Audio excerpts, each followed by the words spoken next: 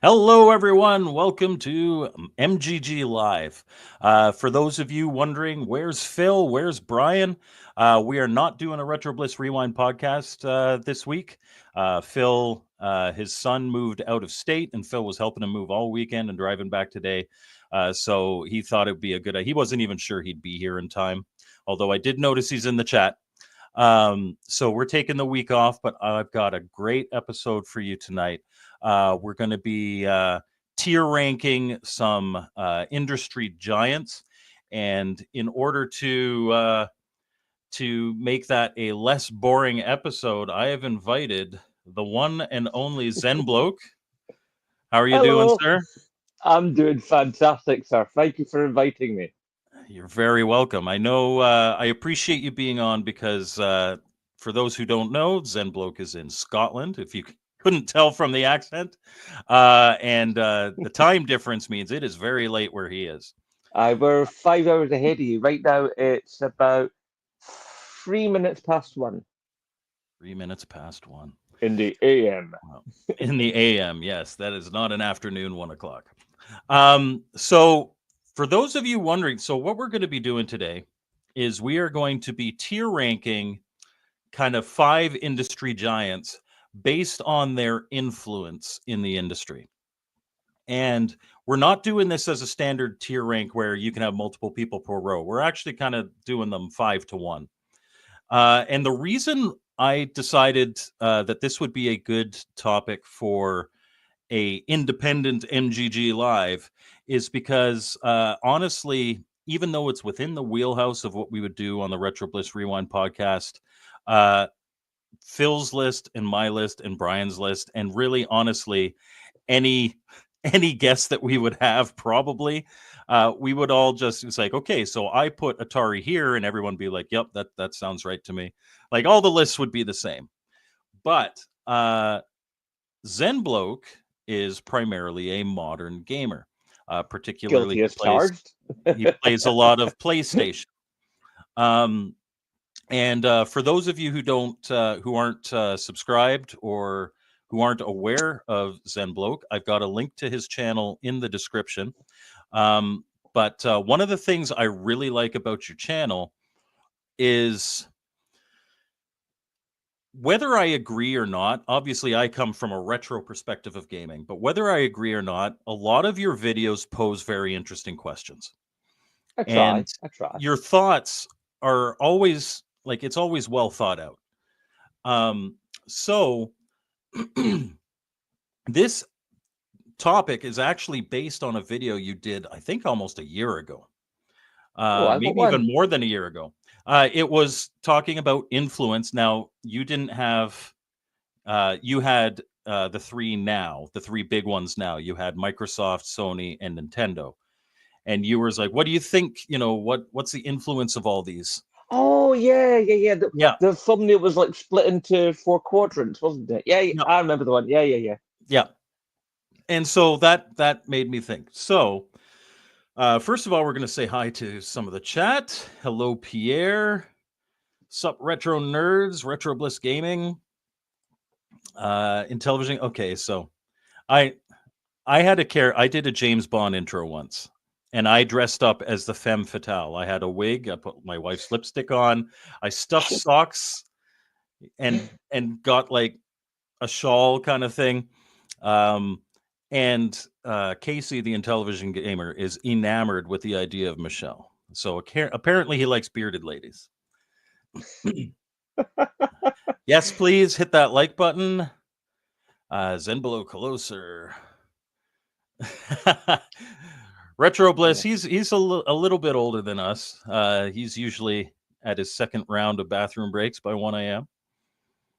Uh, yes, unfortunate. Okay, on this list, I'm going to be bringing up the list and talking about our criteria in a minute, but in television, not on this list. Unfortunately, I can't quite make out the comments on my phone. They're just too small. Yeah, fair enough. I'll read them out. So Casey says PlayStation 5. I'm assuming not PlayStation. When I PlayStation was still have current, you my played PS. I still PlayStation. have my Yeah, PS4, but that's mostly given to over to my kid, and it's the family media player. The yeah. five is mine and mine alone. Whatever the current iteration of gaming is, that's what you play. So Yeah. I mean, back I would dearly love to have an PlayStation came out, Xbox, you played but PlayStation. Yeah. Yes. And let's talk about this right now. So Phil says, what's the criteria for choosing and ranking? Okay, so what you're going to see here is a tier maker list that I put together. And we have taken 5 of what I consider to be the most influential, not necessarily the best, not necessarily, whatever, but the 5 of the most influential video game companies that have made consoles over the last 40, 50 years. So we have Atari, we have Microsoft, we have Nintendo, we have Sega, and we have Sony. That's in alphabetical order, no preferences here. And what we're going to do is you can see that you get all the logos with a mic on top, and you get all the logos with a Zen on top. And what we're going to do is we are going to rank basically from bottom up how influential we feel they are or have been in the industry, in the home console video game industry. Again, we're not ranking them based on what we think is the best necessarily. I mean, if that's part of, obviously we're both going to have our own biases, but influence in the industry is like, we're not necessarily talking about most innovative. We're not talking about the biggest and the best. We're not talking about anything. We're talking about yeah, it's not influence. even about sales, is it? It's more about the cultural impact. Yes, although sales will have some, like, the more successful you are, probably the more influential you are. True. But I don't want to tease too much about where we're going to be placing stuff. Exactly. And so Casey the Intellivision Gamer has an incredible collection. I'm bringing up this comment now. He's mainly retro, but he has 6 Nintendo Switches, 3 Xbox Series X consoles, and a PS5 with PSVR 2. And way too much either money or debt. Yeah. I mean, I would dearly love a PSVR 2. I've played on a friend's one, and it's an awesome bit of kit. And I still have the mount for my original PSVR, which I just sold recently. Um, and I would dearly love it, but I just can't afford it. He doesn't even have 6 people in his family. Why does he have 6 Switches? I'm guessing, And no debt. yeah. I don't know, maybe he got a game on one account, got a game on a different account, forgot the account password, and then remembered it or something. Who knows? So he bought a whole new console? Yeah, well, you know what Nintendo's like for sharing of console details and stuff. I mean, it's really, really hard to get your games from your old Switch to your new It Switch can and be. stuff. I mean, But knowing him, he probably just has different models or whatever. Yeah, true. I mean, different trims and stuff and different Joy-Con and variants. he says he has 2 regular switches and 4 Nintendo Switch Lights, one for each of his family. All right. See, there we go. There we go. So, Mr. Bloke, I think we can I think we can start with your D, which would be your 5. I know you numbered yours. Who is it? Which of these companies would you put in D? And you can tell us why. I would start, and this is going to not be good for you, my friend, but I would actually start with Atari. And the reason I would start with Atari is, although they are the OGs, they basically got a lot of what we consider to be the home gaming revolution started. And they had all the kinds of crazy stuff. They had the arcades going. You could buy the Rex T-shirt. I mean, they are a big name, but they are the past. They are technically no more. Yes, you can buy the VCS and stuff, and there have been various attempts to bring back, and there's always Atari collections and that. Certainly in But today's their time has passed, and I just don't think a lot of the younger ones will really know who they are. As we say in Scotland, the young team, will not really vibe with it. Some of them might know the logo, but they won't know the history. They won't know they won't get it. And if you hand a lot of youngins an Atari game, they'll look at you like you've offered them up a feces sandwich. But here, and so obviously, from the perspective that I come from, I'm not going to be talking about Atari on my end for a little while. But, but, but, my question to you would be, yes, I would totally agree that right now Atari, if you're looking at like the VCS or the 2600 plus or the 7800 plus and the games Hmm. and the cartridges, it is a niche nostalgic product right now. Oh Absolutely. yes, very, But my very. question to you would be that from those early days, are we still feeling the influence of them now? And that's why they're going to be higher on my list. I mean, yes, their influence is prevalent as you go, but the further we reach from Atari, I find the weaker that presence to be. And As far as a there's tiers current later presence, on where I think that like the the the stuff made or the stuff invented or the thoughts had behind particular movements in gaming from later recipients of ranking mhm, uh, have done stuff that has not only mattered then but still matters now. fair enough. I Trying to love not give the game away. no. I love this. And I know with my audience, Atari at D is probably going to piss some people off. And that is awesome. Probably. That is I mean, awesome no hate on because Atari. No hate on Atari. I no, mean, of I've course. played my fair share. It's like not as much as yourself, obviously, but Yeah. But this is they are exactly the OGs, as I said. this is Big respect. exactly the type of thing that I wanted for this episode. So I am Oh, good, good, good, good. so happy, because we do come from completely different perspectives. Um, I will say, if we're talking OG, Hmm. there are a few influential, like the Magnavox Odyssey was the first video game console that ever came out. It's not here True. And because then, of we're not. course, there's the original Asteroids game, which was put on an oscilloscope made by the US military. And I mean, Oh, you can computer keep space. scratching back and scratching Yeah, back.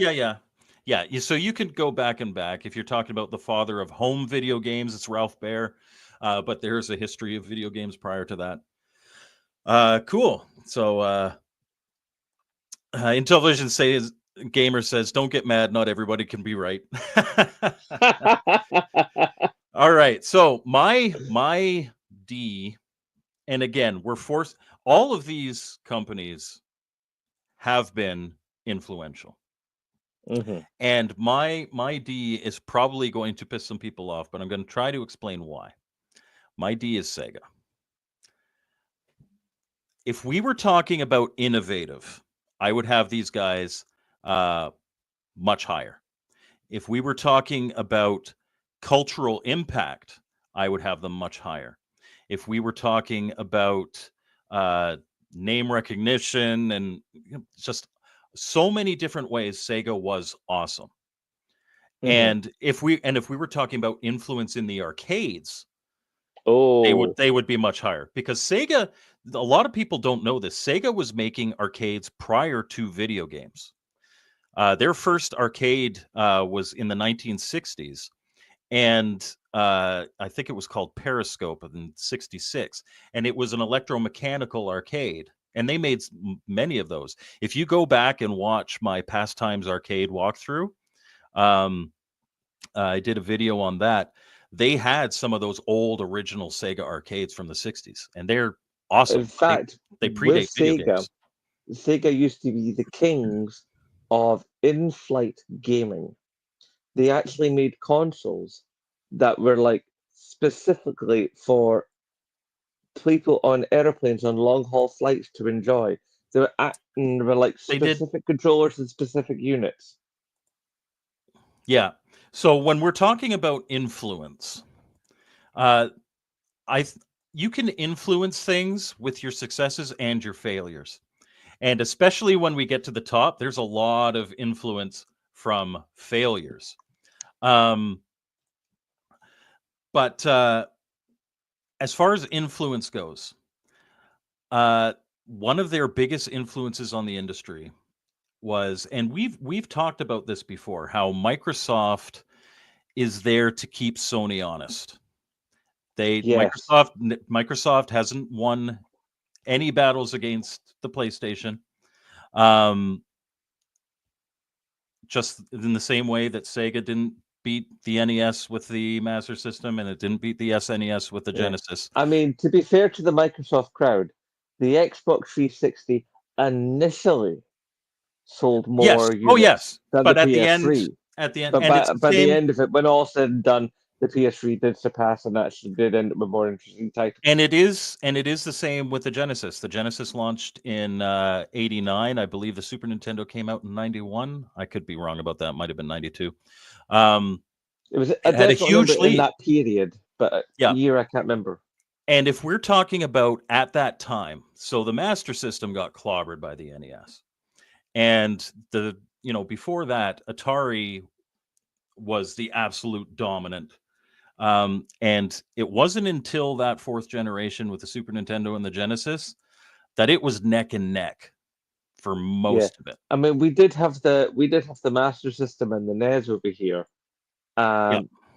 but the thing is, they weren't as well known and as popular. Both those systems, people knew about them, but they were hideously expensive, Yeah. and that's So probably so probably the biggest thing we had when you think about gaming here in the mid to late 80s is probably more the home microsystems. Your Commodore 16, your Commodore 64, yep. your ZX Spectrum, stuff like that. Yeah. The Acorn Electron, all that malarkey. Yeah. So for Sega, when I'm talking about influence, they certainly influence, like as Retrobliss says here, Sega released the Genesis before the Super Nintendo, but the Super Nintendo was already in the works. If Sega had not released the Genesis and been so successful with it at that point, like when they did, that Nintendo would have rode that NES until it was completely into the ground before bringing out the Super Nintendo. Mm-hmm.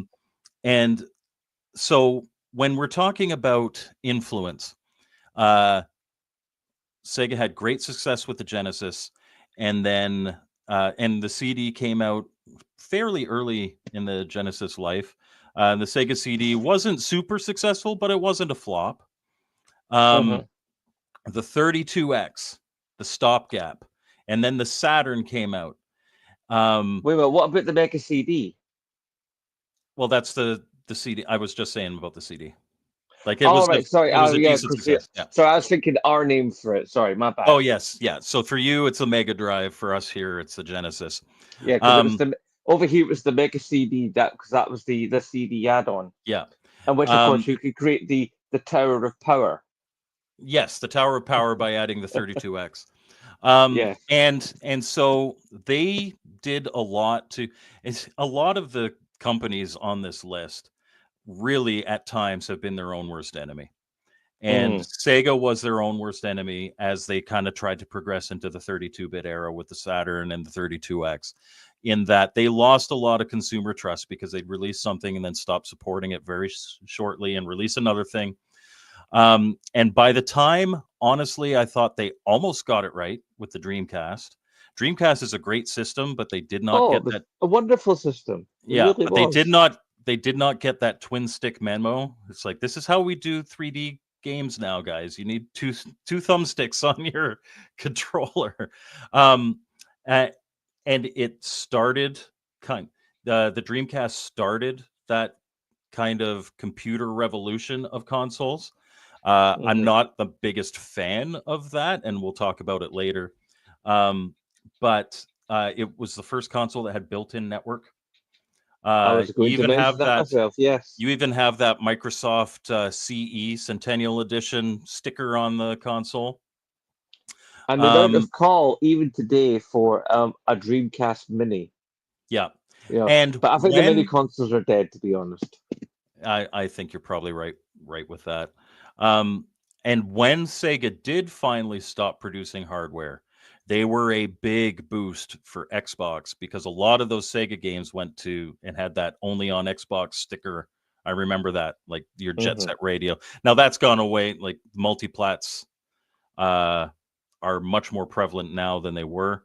But as a boost to the start of the Xbox's life with the first Xbox, Sega going down, they kind of backed that Microsoft horse. And so that was obviously influential. And you cannot forget the ads. You know, Oh, they came out swinging with the Genesis. Um, see, this is the they thing. The ads were a little different for us because we have different uh, rules and regulations surrounding our Mhm. adverts about how products are allowed to talk about themselves and talk about other products that are similar to themselves. So there's Yeah, certain things you can and cannot do in British advertising, especially at that time. The rules are a bit different now, but back then it was much more restrictive of what a company could and could not say about its product yeah, and in and but relation to other products as well. the ads here, anybody who grew up in that time or was even, you know, had a pulse in that time remembers Genesis does what Nintendo don't. And Hmm. it was just they came out and they went for the jugular of the big guy, and they were the first to really almost do it. Yeah, So I mean, that's I think one of the things that separates the campaigns was over here. It was very much the Sega. Whilst over your side of the line, it was the Sega. well, It was okay, like, so in the in the Master System and Genesis era, it was Sega, and it wasn't until Saturn that they did the Sega Saturn. I remember that. all right, okay. All right, so what would you like to put at letter C here, your number 4 slot? Well, funnily enough, my number four slot is actually Sega for Okay. all the reasons we were noting before, and also because basically what Sega was all about was chasing the crown. They were the ones that basically pushed Nintendo forward. And also, when you consider that when Microsoft wanted to start in on the console experience and be enter into into that market, they actually tried to buy out Sega. Yeah. So they were obviously seen as an incredibly integral part of gaming at that time, Yep.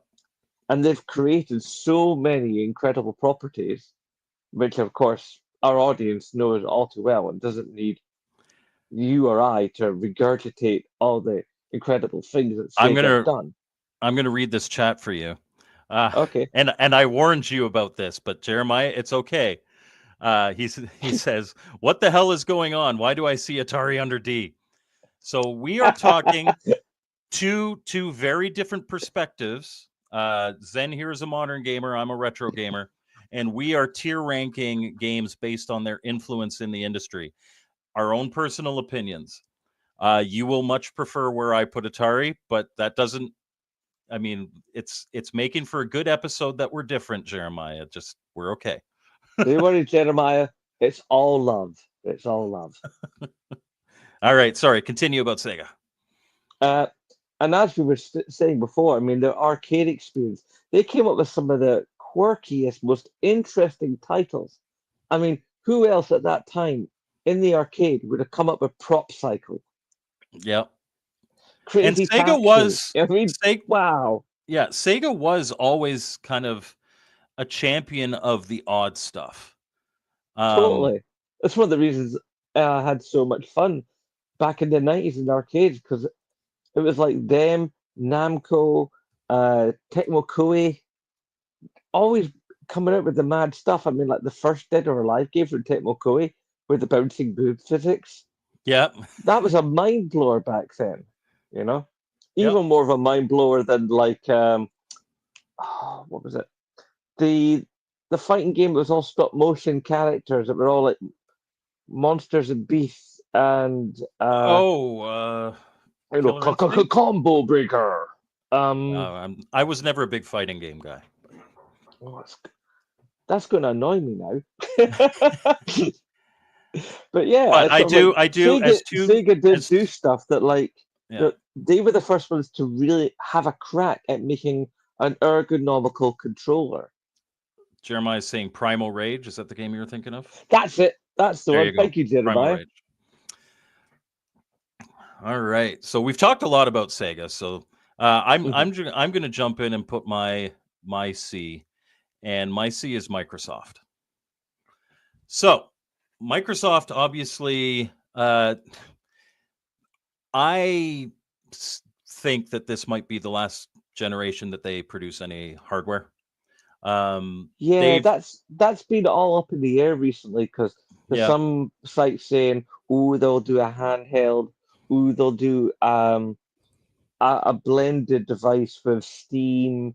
There won't be another Xbox. There will be another Xbox, but it'll be purely digital." It's like I don't even think at this stage Microsoft know because I Microsoft have think had they're so watching much of the their industry. funding pulled. Yeah. But the reason I have them here, and again, all of these companies are influential.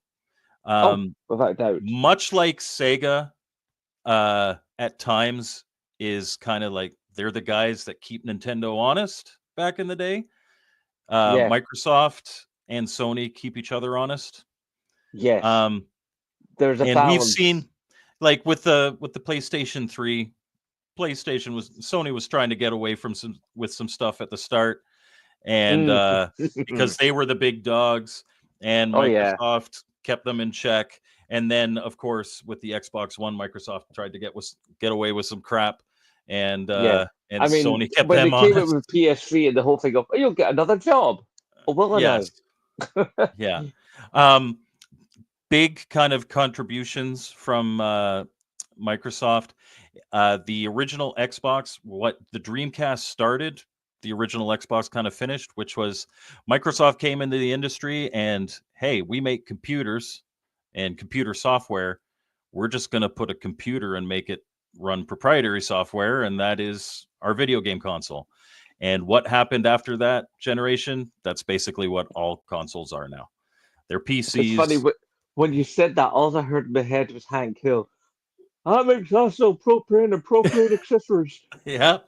Hey, And they you know add a what? small urethra. The boy That's rye. that's about the level of tone you get from Microsoft too. Um, it's very much like Microsoft as a company is not an exciting company. I Nah. and for this next thing that I'm going to be talking about, this is the reason I prefer Xbox. I know you're a Sony guy. I have no affiliation based on the power of the system or the online community or even the game library. I just prefer the offset sticks. And that is something that everybody except for Sony has kind of followed. So that is definitely influential. Nintendo had this weird time with the Wii U, where like Nintendo's always they had a tried to weird make an X time. I mean, they they sorry, but tried look to at the make N64 controller. yeah. God. Well, we'll talk about that later. We'll talk about that later. But they tried to make an Xbox controller, but put both thumbsticks at the top to say like it's not an Xbox controller. They just gave up on that. The Switch has the offset sticks now, um, but that was definitely influential. An actual analog trigger. Man, I used to love racing games, and the original Xbox was the system to get your racing games on because you had that analog trigger. Nintendo still hasn't gotten that memo. PlayStation took a while to get that memo, but having Mm. the analog triggers, definitely. But their biggest contribution I have here, and actually, um, Jeremiah Thomas is mentioning it, um, is Xbox Live. I Yeah. like they were again, they were not the first to do online gaming. They were the first to do it right though. Oh, And totally. Can't take that and away from them. and they I and it was built into their consoles. And I remember the PlayStation 2 came out with a network accessory that you could plug in after that. And that next generation with the PS3 and the Xbox 360 was the real push. Like what Xbox started, it was the real push for this is how we do things now. I like that. You know, obviously it makes a lot of things great, but I also don't like what the preservation of gaming history because a product can disappear. Yeah, Um, yeah.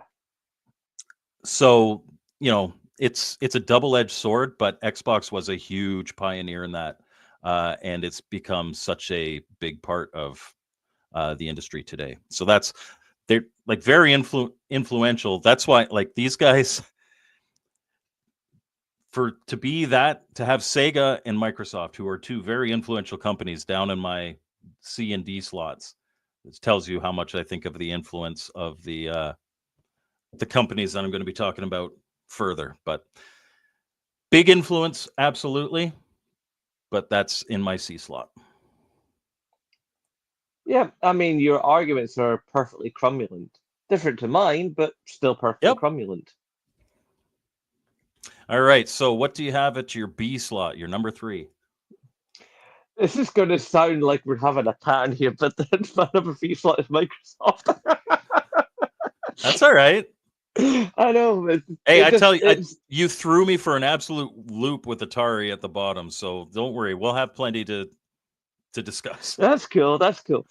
So, like, I mean, Microsoft has done, some very interesting stuff and done some very cool stuff. I mean, they upset the apple cart. They got the people to go, hang on a minute, there's another big player on the block. So they came in with their presence from PC and got, hey, look, now we're in your home, now we're on your telly, not just your monitor. The Duke was one of those things that just grabbed attention. I remember the prototype Xbox when it was that one. It was actually a big X sitting on a desk, obviously, and there was an actual playable unit of that.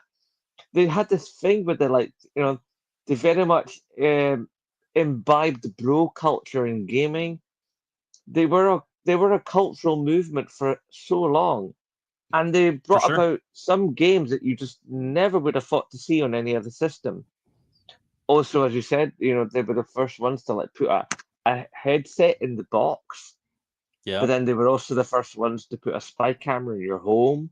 It's like, it's like, and like the gaffes are almost as interesting to talk about as the successes, you know.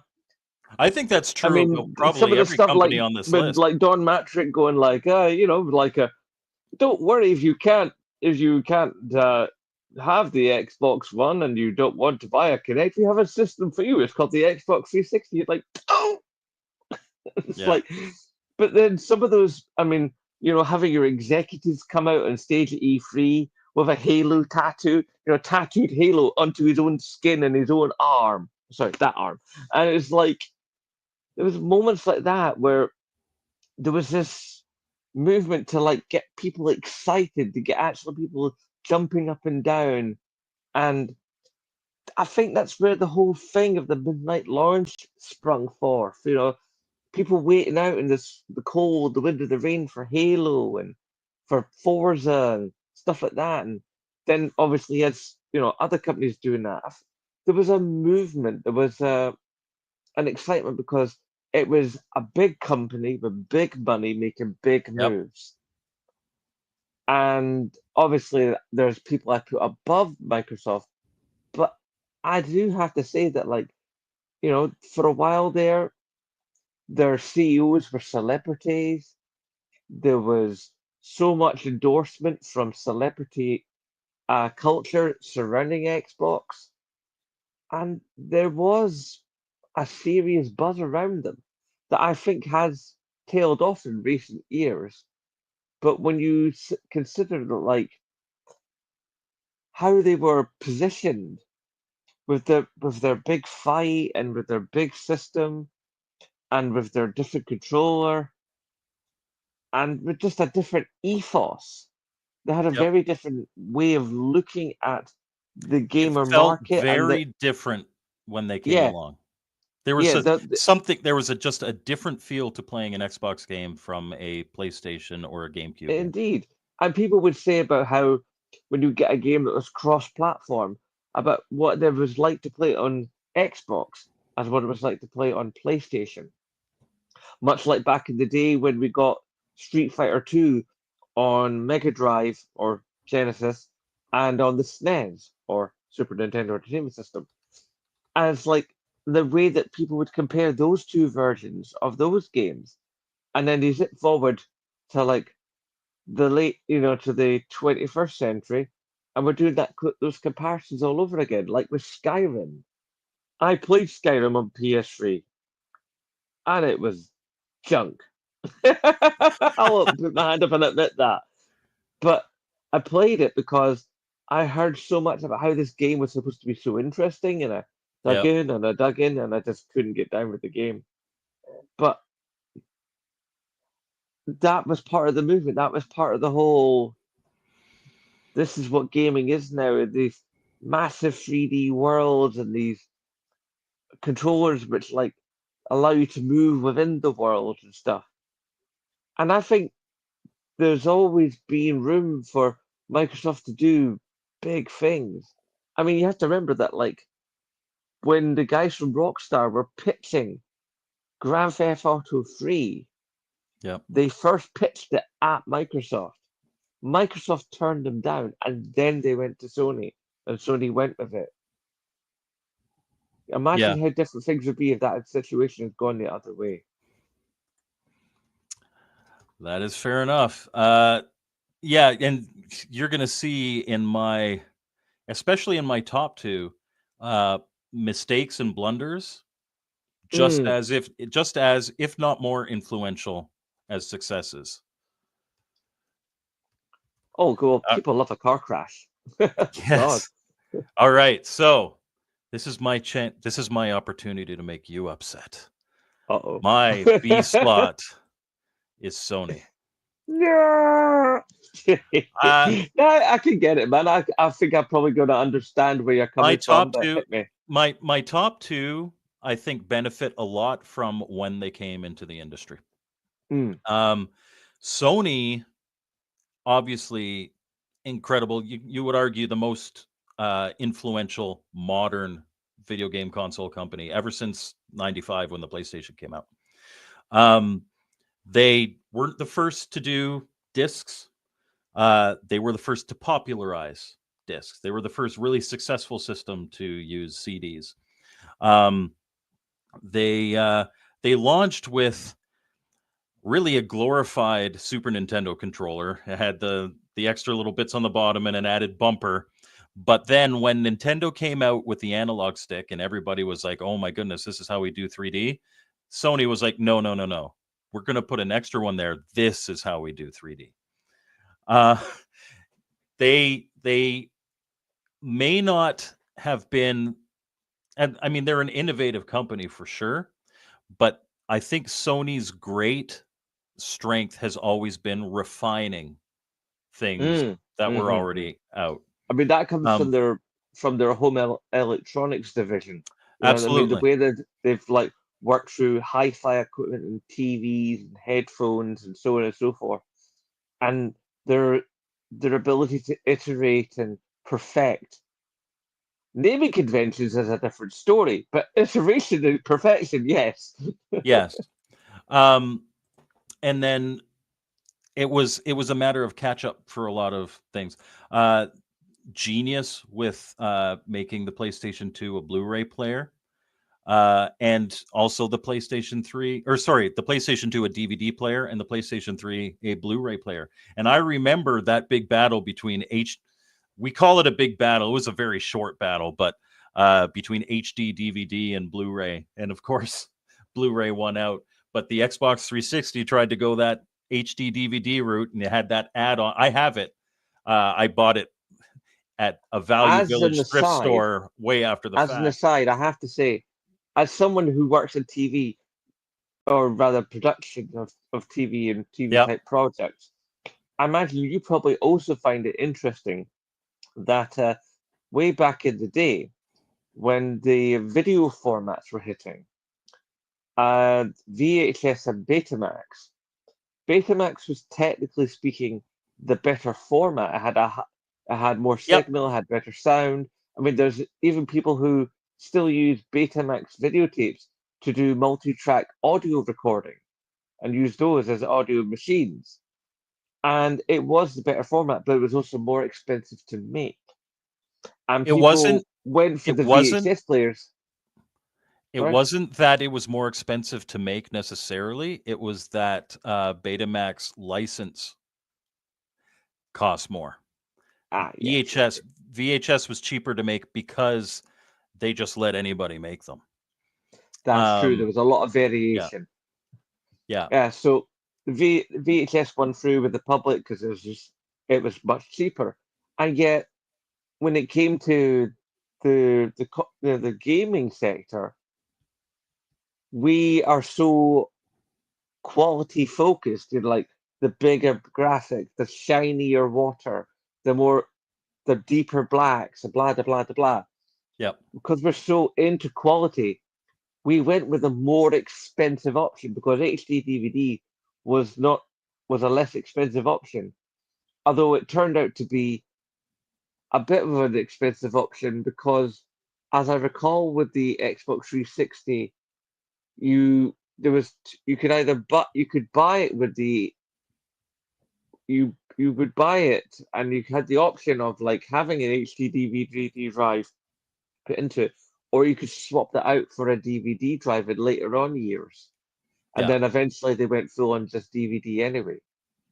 As Mr. Postal saying, the PS5 is a 4K UHD um, Yeah. as well. Like, so it's not as important now as it was. I knew a lot of people who their PlayStation or their Xbox was their DVD player, and Hmm. you could buy remotes for both of them, like TV I've remote had kind of thing. remotes for most of the PlayStation.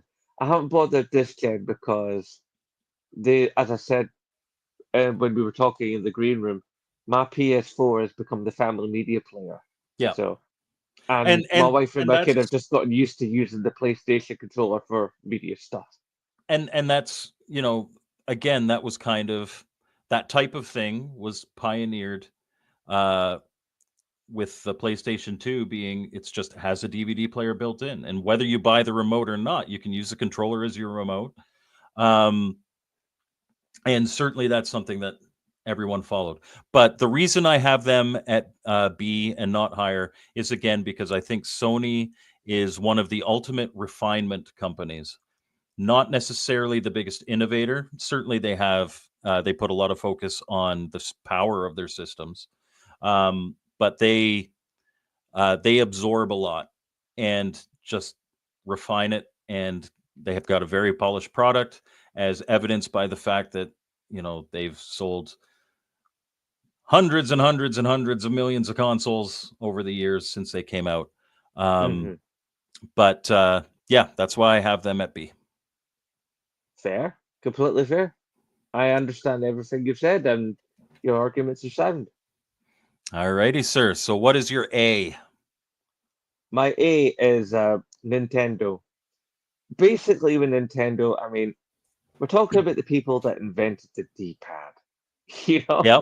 we're talking Yep. about people that like for the longest time, when people would say gaming, they wouldn't say, "Are you playing on this? Are you playing on that?" They would say, you'd have grandparents asking the child, "Are you playing on your Nintendo?" Regardless of what they were playing on. One of two companies where their system was known as just their name and it was synonymous with gaming. Yeah, they got hoovered. Yes, exactly. Yep. Or Yeah, Kleenex. Yeah. that was the next one I was going to go to. Yes, we're on the same wavelength here, bruh. It's like I mean, some of the stuff Nintendo has done over the years has just been some real out the Nintendo box has thinking. always been Nintendo's own worst enemy. Yes, Always, from day one. I mean the balance board. Wow. I'll be talking about some of that The stuff. yeah.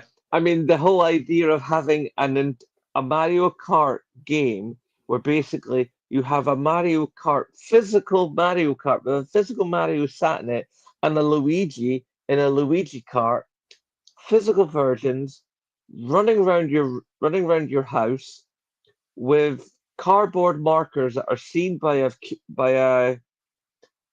an AR camera, Yeah.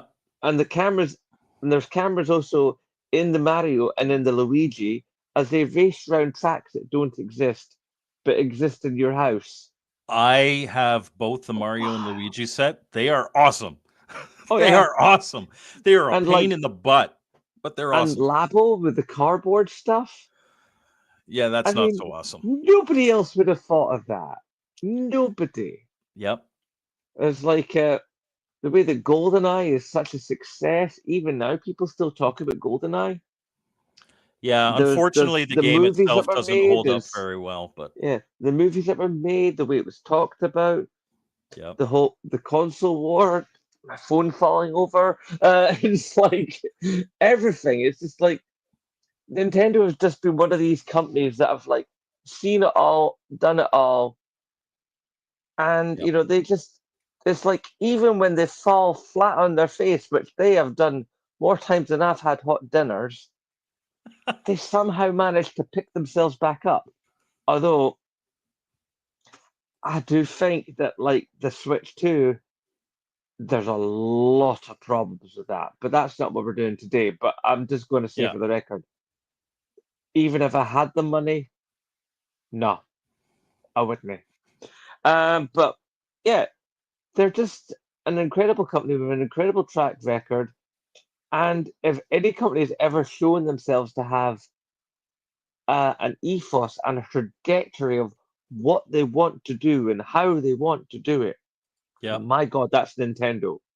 I mean, it's like they were so Japanese focused for so long that even when they opened a head office in the States, it was so driven by the head office back in Japan that like, and they were the first company to really have like a dedicated phone line for players to ring up and go, I can't get past this bit. What do I do? They hired people. They gave them special jackets. They held tournaments. They made the Power Glove. Nintendo are one of those companies that like they're one of the things that just like have made gaming a lot of what it is. And they certainly are. So, since this just bleeds right into mine. Congratulations, Zen. We actually lined up on one. Yeah, indeed. Nintendo is in my A slot. For a lot of the reasons that you said, the D-pad obviously revolutionized how people control games. Somebody else would have done it, but Nintendo did. If And a lot of these things, it's not like nobody else could have done any of anything that people have done here. But these are the guys who did it. Um, they have a uh, lineup of franchises that is the absolute envy of the entire video game industry. Mhm. Um, if you know, if Sony could have Mario, Sony would have Mario. If Yeah, Xbox could have, Zelda, Xbox would have Zelda. Like there are games that, and honestly, Nintendo produces quality. Like their first party games, they 99% of the time they are incredibly polished, they're incredibly well cared for. And that's why, but they could release a stinker and if it had Zelda like Link on it, people would buy it in droves. It'd be a seller, it'd be a hit. Um a lot of okay, so I'm going to go through some stuff here. With the Nintendo 64, that controller, most people look at it and like that is a hot mess.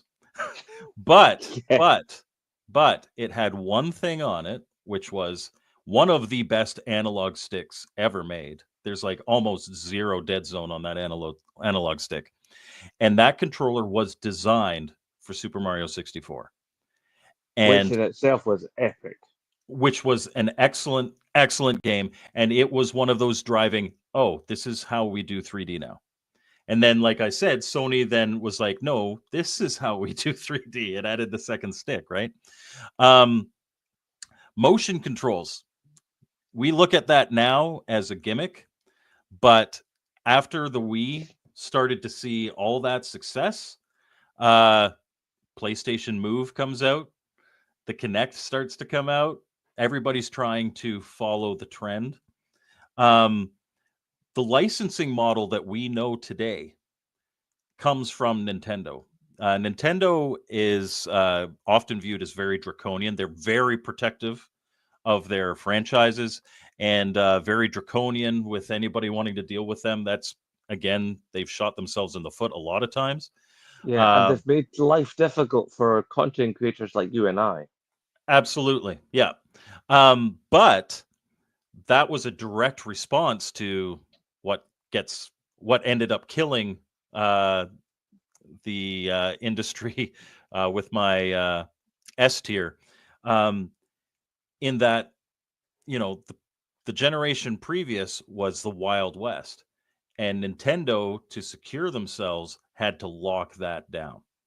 And they wanted to ensure only quality games come out for our systems. Not, the market doesn't get flooded. So we produce all the cartridges. We have a lockout chip in our system. You can't make your own games. We have to approve the game, and then we'll publish it. And you pay us a licensing fee to make games for our system. Yeah, And that is something that still comes to fruition today. That's still basically how the industry works. Um, they come out with Super Mario Brothers. What comes out after it? Well, you get Wonder Boy or Miracle World, or you get all these trend chasers.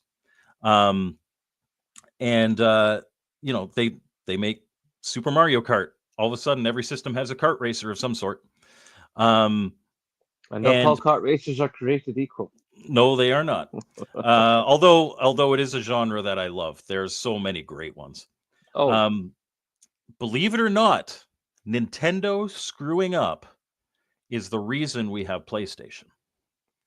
very true. Yeah. Very true. So Sony was initially contracted to make a CD attachment for the Super Nintendo, and Nintendo ended up canceling that project and giving CD rights to Philips, like the CDI guys, That's right. and um, it was out of spite that, like, the PlayStation could have been the Nintendo PlayStation. Can you imagine I've how seen the different? unit. It's an Yeah. interesting machine to look at. Can you imagine? Like, I think the gaming industry would have suffered. I think the gaming industry actually very much benefited from Sony coming in and being a competitor. Oh Um, yes. but can you imagine if it was the Nintendo PlayStation? That would have been nuts. But I think that's it would have.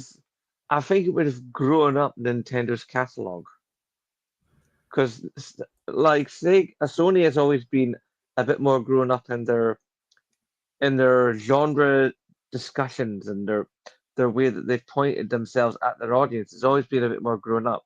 Nintendo's always been much more family and child orientated. So I think we yes. would have ended up with a slightly different Nintendo. Yeah, definitely. Fat Boys Gaming says the Nintendo seal of quality wasn't really all that, to be honest, and that is true. And he mentioned specifically LJN. However, compared to what had come, the Wild West that had come before, it was like there were still it. What it did is it created a situation where not Atari, Nintendo could control what was on its system, at least to a certain extent. Yes, I And mean the whole idea of a walled garden was definitely pioneered by Nintendo. yeah, and Poe says yes, some of those games were total garbage. The Nintendo, and yes, there's plenty of crap games on the NES. There's plenty of crap games on every system ever made. I think though the biggest culprit that has to be the Wii. I mean, The the Wii Wii has a is lot of famous for shovelware. its shovelware. A Oh, lot of shovelware. jinx. Yes, and so obviously now this is a story that we're not really going to get into because we're approaching the hour here, and we want to kind of sort of be on time. Mhm. But Tengen, I don't know if you're familiar with the Nintendo games from Tengen. They are unlicensed games made by Atari under a different name, but there was a lawsuit there, and through that lawsuit, they were able to get the patent for the lockout chip and bypass it. I always wondered how that happened. Thank you. Yes, so that's actually a really interesting story. There's some documentaries on it. You should check it out. It's good. I shall have to But look into that. that's why Nintendo is at my A slot. They both through their successes and their failures, they've done a lot to influence the industry. Yeah, can't argue with that. I mean, you've made some excellent points all the way through, brother. Your decisions are well thought out. All right. So your S tier. This is no surprise to me, and I'm looking forward to hearing probably some stuff that I didn't know about. So this obviously is Sony. I think one of the places I have to start with Sony is the fact that like they came out and from the get go it was just big moves. I mean, they stepped on E3 and undercut Sega right then and there. The fact that the the Godfather of games, Ken Kutaragi, was like, "You did what to us? Ho ho ho! That's it. We're coming for you." The advertising in the '90s that that Sony put out, some I mean, they I got remember the one with David Crash. Lynch to do their adverts. I remember the one with Crash Bandicoot with the megaphone outside of like Nintendo headquarters. It's like, Yeah, "Hey, plumber, come on that out was more here." an American campaign than it was a Yeah, UK campaign, but we were aware of it. yeah, It's like, I mean, I personally, I love my symmetrical sticks, but that's just how my brain works. Maybe I don't know. yeah. Maybe My PlayStation problem users with have them, different brains. I have big hands and my thumbs hit each other with when I'm playing with symmetrical See, I've got wee sticks. hands. Maybe that's what it is. There you go. Anyway, it's like, and as we said with before about the point of iteration and perfection. Yes, Nintendo came out with the Wiimote, and which was meant to originally have 8 actuators in it, and came out with 5, and then they came out with a thing you would snap onto the bottom that added the rest of the actuators. Sony saw that. They put in the same amount of actuators from the jump and added a light ball at the end so it could be tracked visually as well as with the actuators. And some of the most incredible titles came from the move. Some of the most incredible accessories have come from the move. I mean, the aim controller or the sharpshooter.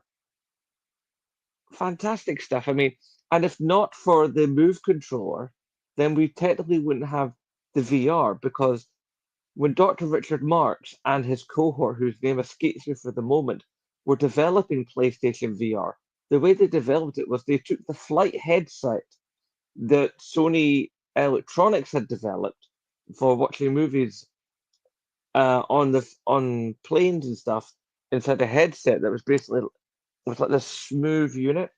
They Hmm. used one of those and they strapped a move controller to either side, wired it all together, and that is basically how the PlayStation VR came into being.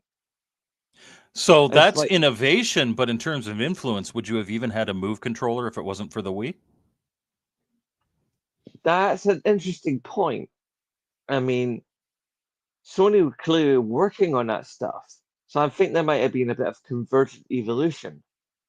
But I think Sony, because they were interested in doing the camera stuff, I mean, they had been doing camera-based movement gaming on the PlayStation 2. I mean, like with Yeah. Yep. the iToy. Yeah, There's the a iToy. so technically speaking, I think that like it's not so much that one got there before the other. I think they Hmm. both got there at the same time. They just took slightly different routes. And with That's I fair. mean, Sony were getting themselves put into movies. I mean, like they were in the Hackers film, they were in this thing, they were in that thing, they were all over the Lad mags. I mean, I don't know if you guys had the lad phenomena in Canada. Uh, Um, doesn't ring a bell. no, and they were over pop culture. They were into music, and the music part of Sony and the games part of Sony worked together in consort, so that they would boost each other. There was music in the games. The games were in the music videos, and it was all back and forth, and it was all intermingled. And there was creativity going on, and there was just like Could you and always this explain, push like, of like there's a person here asking about the lad thing, and I'm completely oblivious to it as well. Could you explain a little what that is? right, okay, in the 90s in the UK, there was this whole thing of like it was similar to like how the Spice Girls had the girl power deal, Okay. and you basically had these mags and magazines Hmm. that were being produced, stuff like Loaded, and they had other names and stuff.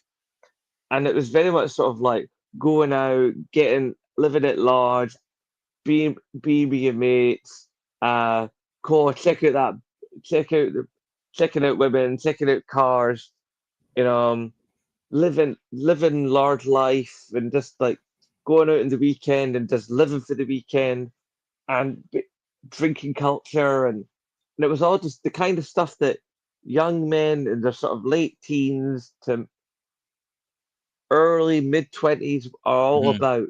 And it was just accentuated and bubbled up and made into a movement. I mean, obviously it was all Yeah, crass like marketing, the bro but movement. similar. Yeah, And but it was all about, it was much more tongue in cheek and Larry rather than like it's the bro aggressive. movement if it was from Great Britain.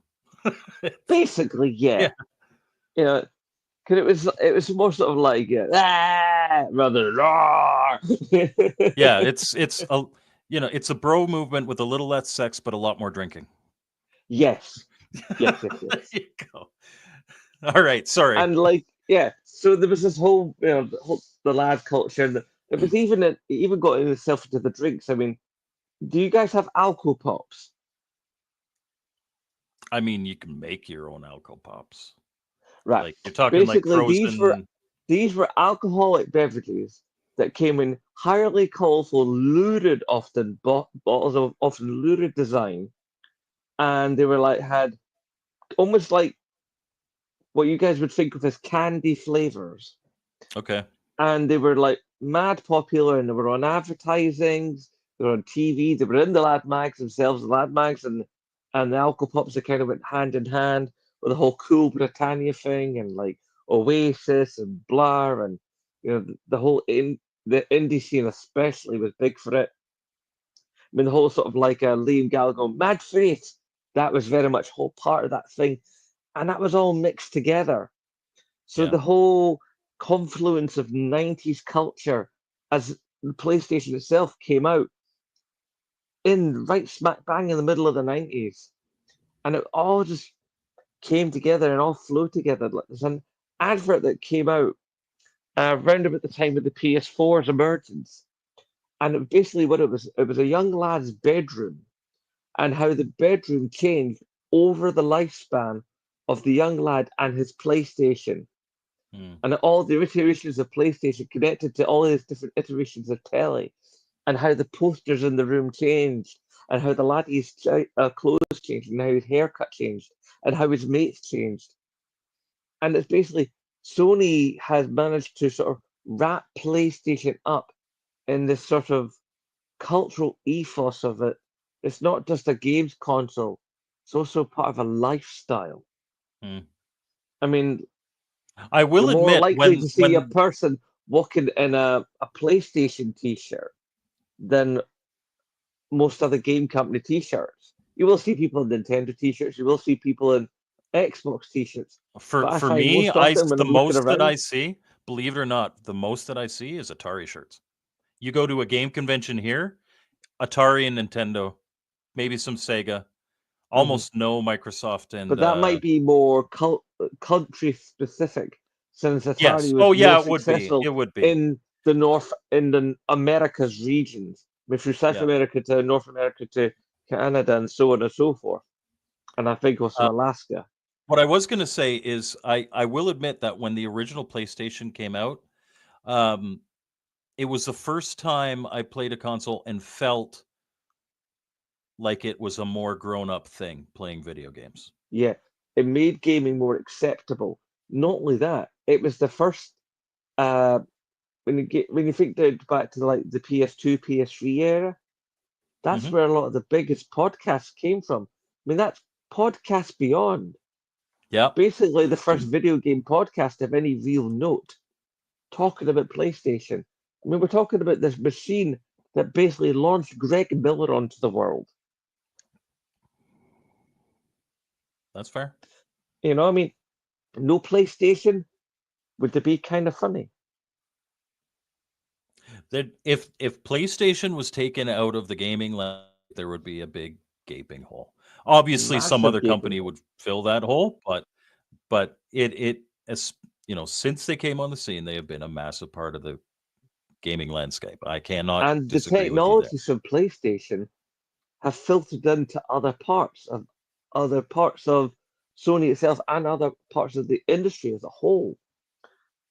And although there have been missteps along the way, their cultural impact and their technological impact are, to put it in the words of Monkey Magic, irrepressible.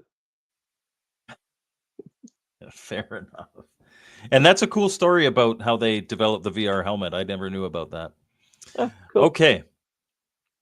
So, um, Jeremiah Thomas is saying if Sony was removed, I do not think we would be all that different. Well, it depends. If you're a big Sony guy, you would be different because you'd be wearing an Xbox shirt. That's quite probable. So, my S tier is Atari. Atari didn't start the game, but they popularized it. They were the True. first ones to make it. So they popularized video games, period. And they popularized interchangeable carts. Again, not the first to do that. Uh, They at the nearly killed time, gaming. um, well, no. Let's talk about this because they so they were the first video game company to license a property, which is Mhm. super common now. Um, and that was Space Invaders, which became the industry's first system seller, big massive hit. The guy that programmed Space Invaders made over $100 million for the company. What do you think his bonus was?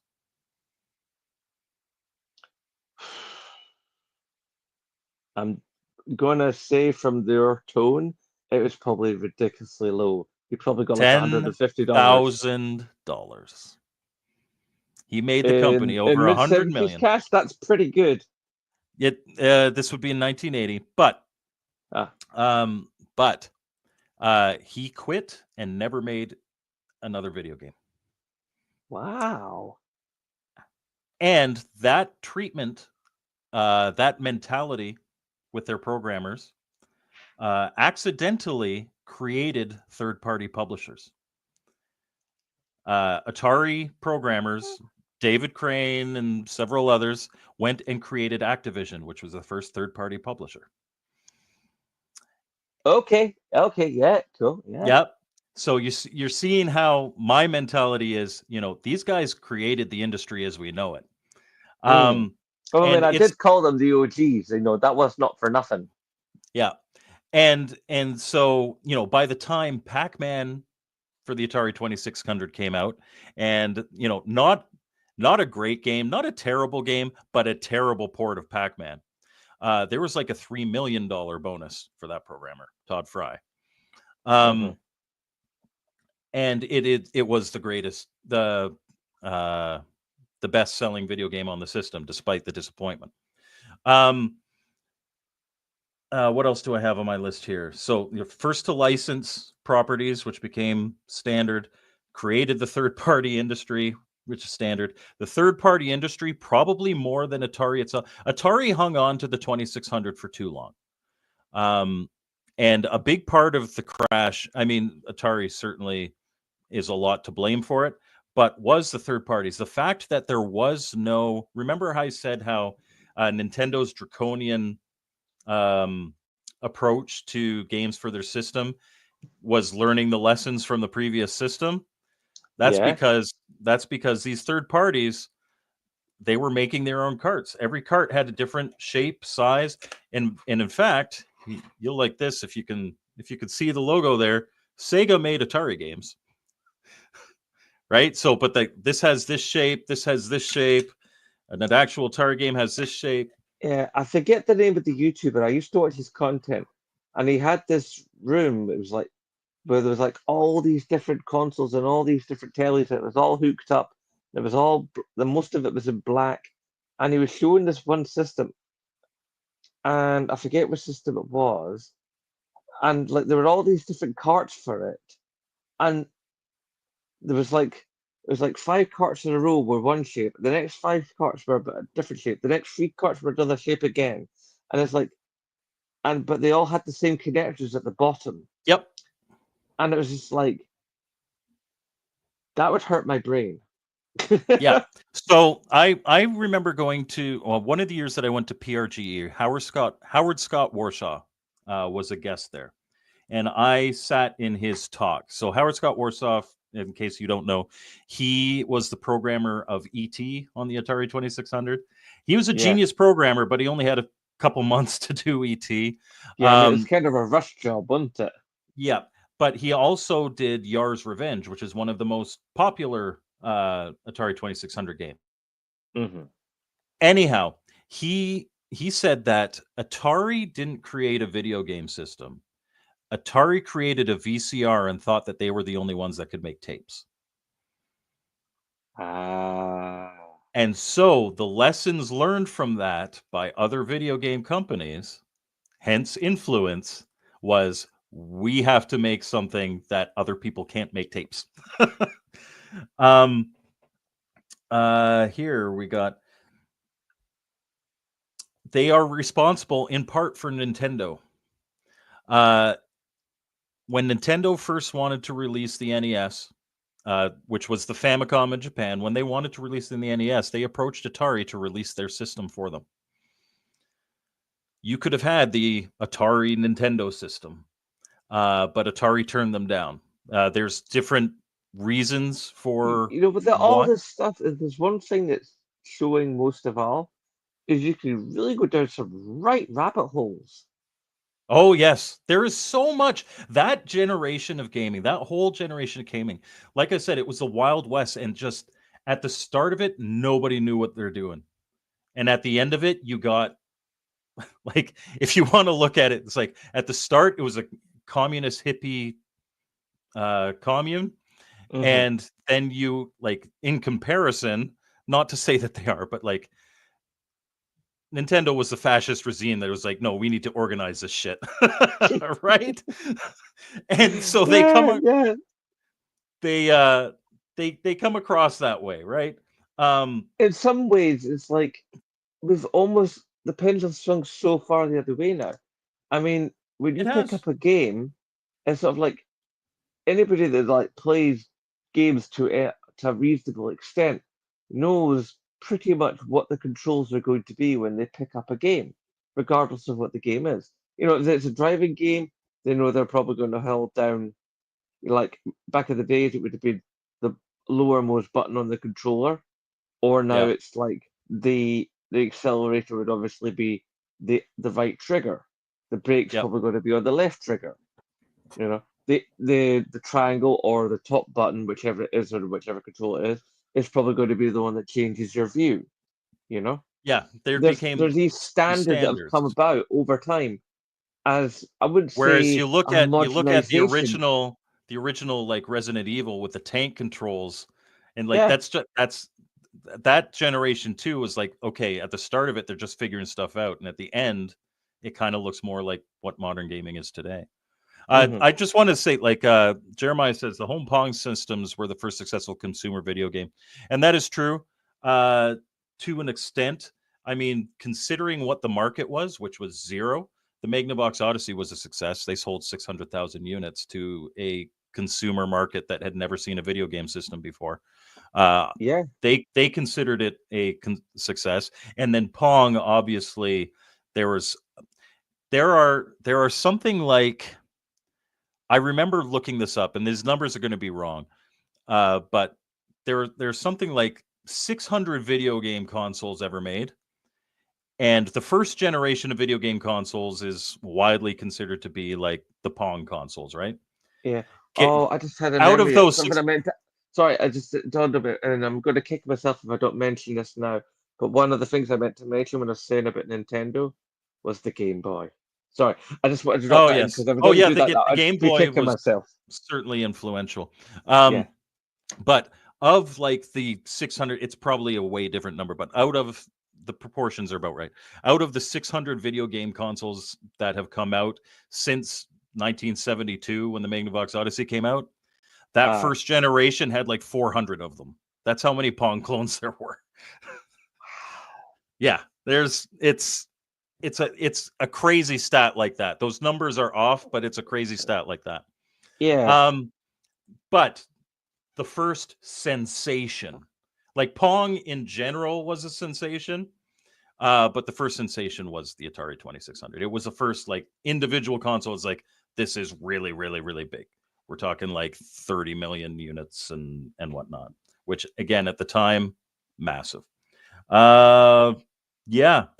So what I'm trying to say with them being at my S tier for influence is that really, based on both their successes and their failures, the Hmm. video game industry is what it is today because of that.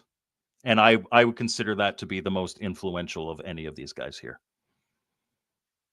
I can accept your arguments.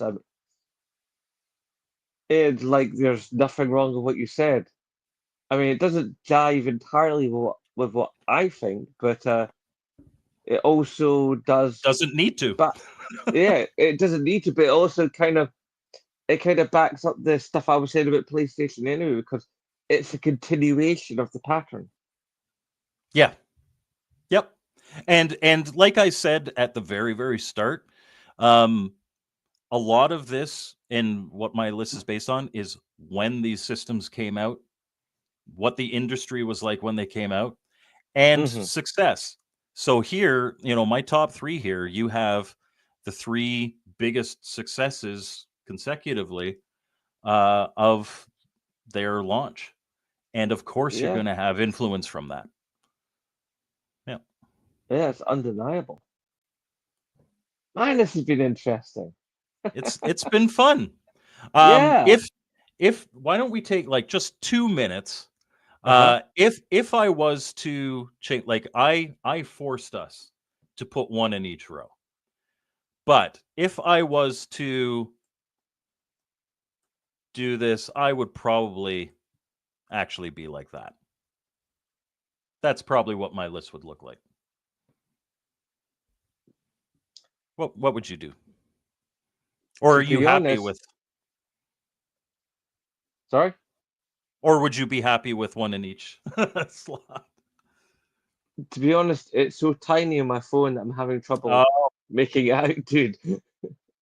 okay. Because So like, in the I top mean, tier, I'm would you I'm add on the Sony anybody? Xperia One Mark II, and you are literally taking the if if that is the phone screen, okay, you're literally in a square here.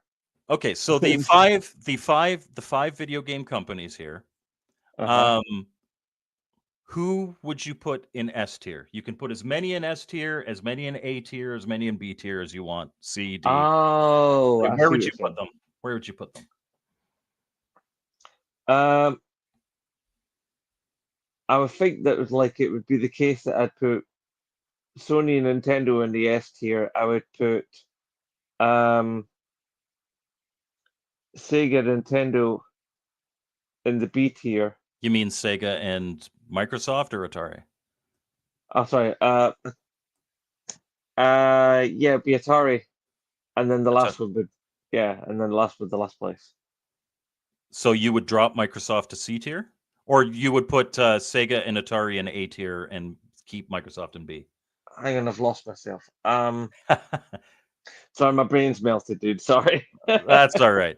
I'm going to assume, because you had Microsoft at B tier, I'm going to assume that you would have a block like this, which is Yeah, that seems. Sony and Nintendo in S, Sega and Atari in A, and then Microsoft in B. Yeah, I think Fair it's just enough. mostly because they're not. There's stuff of like, how can I put this so it makes the most sense Well, outside of my brain? I'm really just kind of excited that I got you to move Atari from your last up. Yeah, well, I mean, the points you made, they were undeniable, dude. I mean, I still, I'm always a modern focused gamer. Yeah, of course. And I think for me personally, because when I get down to it, the PlayStation, when I bought my original PlayStation, I bought the original model, the Yep. first one with all the ports. Yep, as did I. And when I bought that system, that was the first time I ever bought my own system. Now, admittedly, I bought it secondhand off my sister's then boyfriend, but I bought that. I was the one that I went out and saved and bought the games. I was the one that saved and bought the memory card. I was the one that like got my pals playing PlayStation. I was the one setting up tournaments and kicking their bums at Tekken. You know, Yep. I was, and it's like, and I was watching like the shows on TV like Games Master and Bad Influence, and later on like you know watching other stuff like Consolvania and Yep. Video Gaiden and stuff like that. And all of that basically came from PlayStation. Now, I've loved games since I was a young kid. I mean, I remember having a little Pac-Man unit that was like, it kind of looked like Bumblebee Cybertronian mode from the first episode of the Transformers. But, you know, I played that thing upside Yep. down, left, right, back, front. And I've loved games, most of my life. Yep. But something about the way that Sony hit, and they've been with me, for 30 years. Yep. It's hard to deny that kind of connection. That's fair, man. All right, so we're like 23 minutes over, and I know it's super late for you, and I got to work on a review for this week. So thank you very much for being on. This is exactly what I wanted. Such different approaches, and also what our chat has to realize too is that Atari wasn't as prominent in the UK as it was here. Yeah. The North American video game market And is and I its would like own to beast. apologize to the viewers for my camera stand failing me and then having to Oh, handhold that's my all phone right. and be a wobbly mess. For most of it, we were just little boxes. Um, Oh, cool. Retro Bliss here. We're just going to read this comment as kind of our last thing, and we'll sign off. But I think that Zen's original choices were made by how these companies influence the UK gaming industry, not the world as a whole. But I think that's fair and exactly what I was asking him. When yes, it was, and Yeah. and then Jeremiah Thomas says your chat does not have to realize anything, but that is a very Jeremiah thing to say. I get the feeling Jeremiah's like the Borg. We're the Borg. If you mention Warlords, Warlords is a great paddle game for the Atari 2600. You must be reminded that Video Olympics is the best 4-player paddle game on the Atari 2600. Just trying to say that. Yeah. All right. Thank you, everybody, for watching. Thank you, Zen, for coming on. I appreciate it so much. And we'll see everybody next time. Have a great week.